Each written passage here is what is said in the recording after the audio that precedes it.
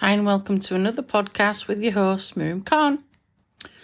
Recently, I had another new book published, and it's a book that I have written a chapter in with 28 other authors, all from the Middle East area, all from different lives, different backgrounds. The book is called She's Remarkable, and it's a book that I started working on last year when I got involved with minor speakers and expert speakers. And it was an amazing opportunity last summer, when I came across this particular book. And I thought to myself, this is something I would really like to get involved with, something that I would really like to get my teeth into, so to speak. And obviously at that time, I wasn't aware of all the beautiful implications or beautiful connections, I guess, that were going to come out of that. And they're still, unfolding, to speak. But it was a nice opportunity for once, to work with others other than myself. So one of the things that we had to do was, obviously, once we'd signed our contracts and once we'd decided on the different, particular deadlines and so on, what we had to do was focus on our particular chapter and focus on what it was we were going to write about. For me, that wasn't going to be difficult. I knew that I had to deal with a very, very difficult topic that perhaps not many people would be open enough about. And I had to write about the divorce, and I had to write about my own personal experience with the divorce. It was still raw, to be honest with me, at that time. And as I was writing in the summer, I was in the States, and it was my first time over there. Things hadn't gone as I hoped they would go, but it was cathartic. Let's put it that way. Really, really cathartic. I found myself just writing it fluently, and as I started typing, the words would just flow out. I ended up calling the book The Final Glance, and at times I would, think, is that the right title? But it was, because there were times when I did glance back at that past, at that life, at the marriage, at the union, and also then the defragmentation of what was my life and what was my journey and what was my situation. And I don't want to do too many spoilers, because obviously I want you to purchase the book. But for me personally, that chapter was something that was difficult also, because you're heaving your heart into your mouth and you're trying to explain particular things that have happened to you on a very, very personal level. And you know full well that once you've written it, it's out there for the public to see. You can't retract it, you can't take it back, and so on, And you have to sit comfortably with that. You have to feel okay with that, and you have to be at peace with that. And I guess that's one of the things that the chapter definitely did do for me. I was quite taken aback when I had written it. There was just a couple of tweaking, a couple of bits of editing I needed to do. But once I had written that particular chapter and I had gone through, the word count, because you are restricted to certain words to use, you then find yourself in a position of, leaving it to a side, which is what I did. For me personally, writing that chapter was also draining at the same time. I was reliving everything, rehashing old wounds, old triggers, old pain that was still rising to the surface. And I didn't know at the time that when I was writing it, how much of an impact it was going to have on certain people that then started to read it through the editing process, and people that were within the company of many speakers, later I found out, were very, very touched by that particular chapter I had written. The Final Glance, for me, is a chapter that focuses on pain and focuses on abuse, focuses on a marriage breakup, focuses on two different cultures, focuses on lost dreams, lost hope, lost wisdom, and found wisdom too. And it's something that I guess many of us deal with, many of us are aware of, many of us feel, but sometimes we don't voice it. Sometimes we don't share it. Sometimes we keep it buried. And sometimes we lock the door on it thinking it will go away. But it doesn't. That's something I realised.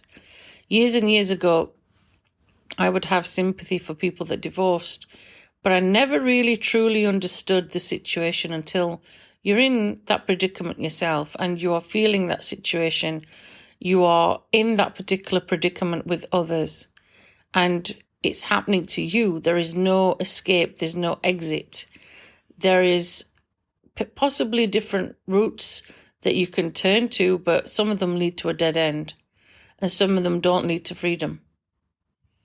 And I felt it was important to share that sort of feeling of being stumped as to what to do and where to go and how to get yourself out of that situation, because not everybody would understand until they're in your particular shoes, walking your path, walking your situation, walking your life, and having to face that adversity, having to face that pain, having to live through moments of betrayal, and having to understand that, you know, there are some ties that will stay for a long time and some that will end. And it might sound silly to some people, but also the cultural ties and the cultural differences, even though there's a lot of similarities. But the fact that you yourself are in this as a female, struggling on your own, even though you are, very unique, you are strong. That's one thing that many, many people say about me, that I was strong, that I was very outspoken, that I was, somebody that was very smart.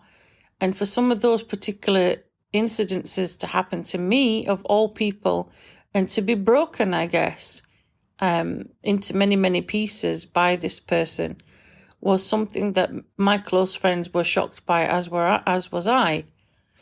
But you have to also remember, things that are broken can also be fixed and can be healed and can grow again, a bit like a phoenix. You can be reborn. That's the main message, I guess, I wanted to share in my chapter. I wanted people to know that these things do occur. Manipulation does happen. People can be narcissistic in the marriage. People can be manipulative. And it can be very, very difficult when you're dealing with a marriage in a different country with different rules and different laws, in contrast to yours, where you have got the law on your side as a female. In some countries, that's not the case. And in some countries, you really have to fight just to be heard. You are silenced. So there was various different things going on with this divorce. It wasn't just a simple case of like, oh, let's get a divorce because we don't have feelings for each other anymore. I had to fight in order to get my freedom. And it took over 2 years to do that. And the ironic thing that happened after this and during this particular time was I ended up supporting and encouraging and helping other people that unfortunately were also caught in a vice, in a similar situation. And not everyone understood the predicament that they were in. Not everyone understood their pain. Not everyone understood how difficult it is to deal with certain countries where the law is not like your home country. And especially when you're female. And, it sounds sexist. I'm not meaning to be sexist. But there are times when the guy is basically going to win because of the circumstances, because of the country, because of the politics, because of the way things are set up financially or emotionally, or because, in that particular way, in that particular country, or in that particular tradition and culture, that is the way it always will be. No matter what the law says in black and white, the reality is a completely different thing. So it's interesting to come across situations where that is something that we don't often see or hear about, or it's very, very hush-hush. Some women have had their freedom taken from them. There are cases around the world, and in fact, when I was going through my situation, there were women that I was aware of turning up at the airport of particular destinated countries to try and divorce their spouse, and they got arrested at the airport. Some of them are still in jail for false charges, false imprisonment, false, cases made against them from the person they're trying to divorce. And a lot of that was happening and still is happening because these individuals think that they can and that they are above the law. And it is very, very easy to make false allegations of petty, petty things and hold it against the female in that particular country. And the reality is, it's because the woman wants divorce. She wants her freedom. That particular individual cannot cope with the fact that she is bringing shame culturally, or she is, basically telling the truth about the reality of what it's like to be in that marriage with that person. And they want out. They want their freedom. And, understandably, the guy that lady is married to does not want his business to be known to others. And this is his way of silencing her. And it brought about this importance of voice and speaking up and being heard. And I didn't realize, as I said, the implications of my particular chapter.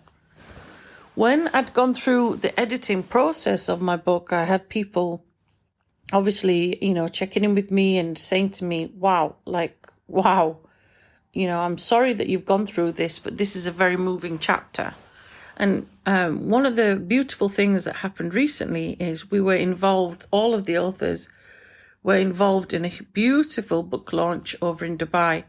And I'll put the details for this in the history feed, and you can have a look on various platforms to purchase the book and to obviously look out for that particular book. It's published in a Dubai bookstore, but also at some point it will be available on other links as well. I'm sure they'll be feeding it through Amazon at some point for people that are wanting to purchase it from different countries. But even at that book launch, I had several people stop me. And one particular person, it was a guy actually, pulled me to a side and said, I am so honored to have met you and to meet you and to know you. And also, I have to say to you that when is the movie coming out? Your book chapter, I just wanted to know more. I wanted to read more. I wanted to know more.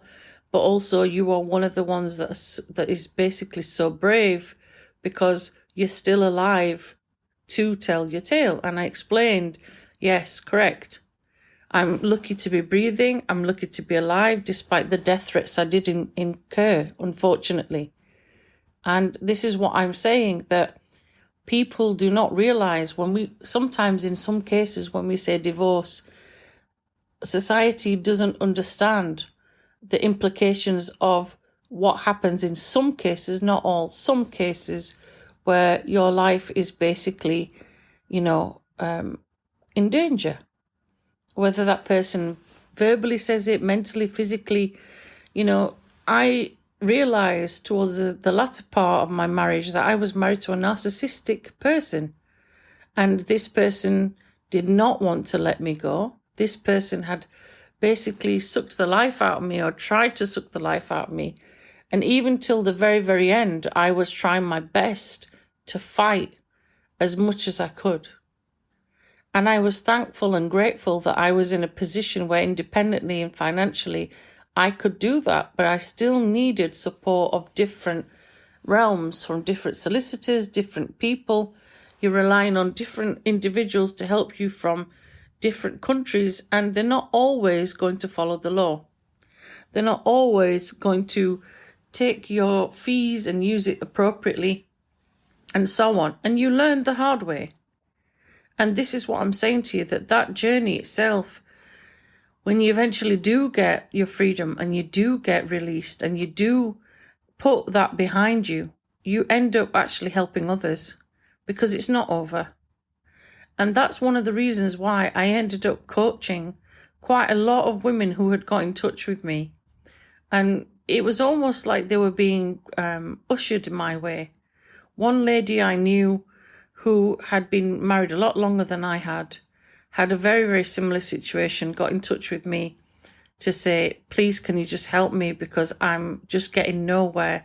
I don't know what to do. And I ended up helping her. Of course, it's the right thing to do. And then there was another woman, then another woman, and all of these individuals had the same situation involved with the similar style country, similar style situation. And it was just becoming more and more apparent that this is a lot bigger than I realized. And obviously, those particular countries have got an issue, clearly, but it was the foreigner that had married that person from that country that was getting themselves in a vice and wanted out. They wanted their freedom. They wanted to be released. They no longer were in a marriage. It was a financial situation, or it was one of abuse. And I've discussed on my podcast previously, abuse can come in many, many forms. And it's been quite a roller coaster helping those particular women, because understandably I was still going through my own trauma myself. But I made it my duty to ensure that they got through that to the other side. And only recently, one lady got in touch and said to me, hey, Miriam, I got my divorce.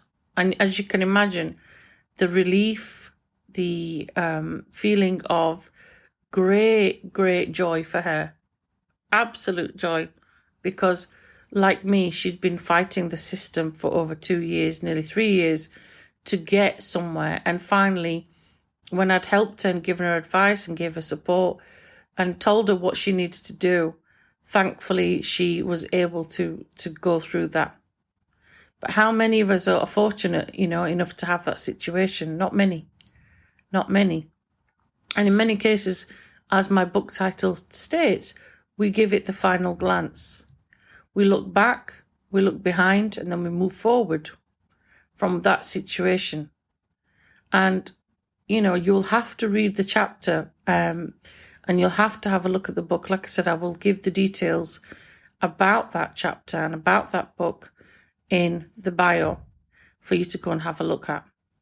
But it was a pleasant journey once I'd finished. I must admit, I did not look at my book for a while. There were people editing it, looking at it, and then even when it was in print, even one of my close friends looked at it and said, wow, this is something that is very touching and very moving, and you need to write a lot more. So maybe that's one of the books I end up doing another point. At the moment, I'm working on several other projects at this time, and we shall see. We shall see about that. But, all of us have situations where we try, hopefully, to help one another. We help people go through difficult times. I'm certainly one of those people that will always help and encourage others, and I will try my best to support where I feel that person needs it. And that particular chapter in my particular book, I know will be there for a very, very long time.